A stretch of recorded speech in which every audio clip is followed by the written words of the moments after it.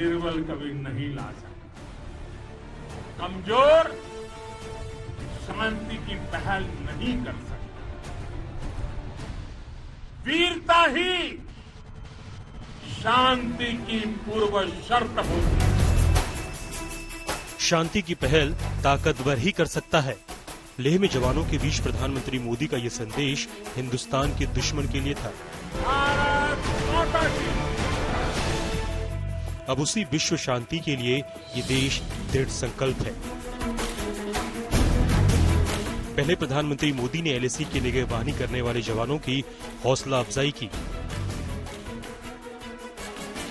इतिहास गवाह है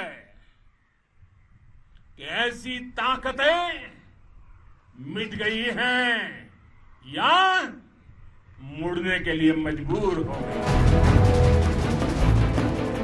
फिर रक्षा मंत्री राजनाथ सिंह ने भी चीन को ललकारा।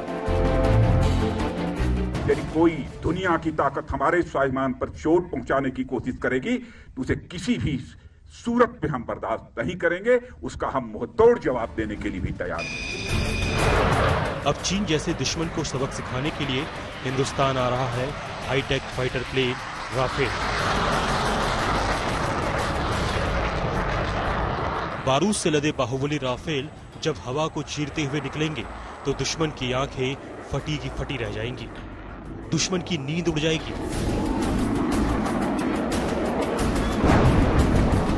29 जुलाई को फ्रांस से राफेल विमान अंबाला एयरबेस पहुंचेंगे।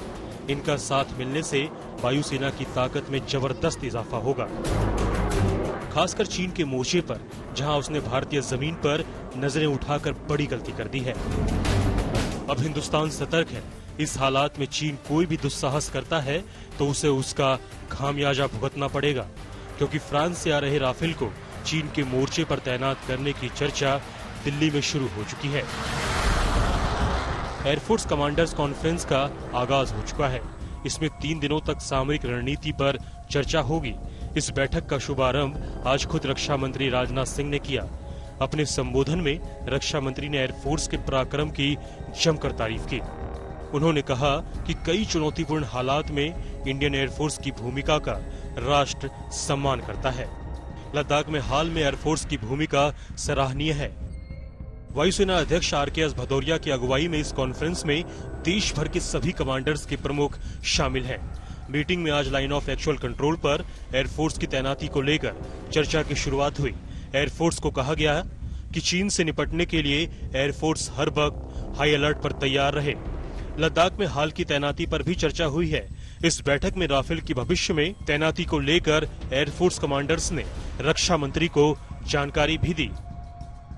रक्षा मंत्री राजनाथ सिंह ने एक बार फिर से ये साफ कर दिया कि वायुसेना को कम से कम समय में ऑपरेशंस लॉन्च करने के लिए पूरी तरह से तैयार होना चाहिए। इसके चलते रफाल का आना भी बहुत अहम माना जा रहा है और इस पर चर्चा हो रही है कि क्या रफाल के आते ही उसको लद्दाख में इस्तेमाल किया जा सकेगा। लद्दाख में वायुसेना की भूमिका बेहद अहम है।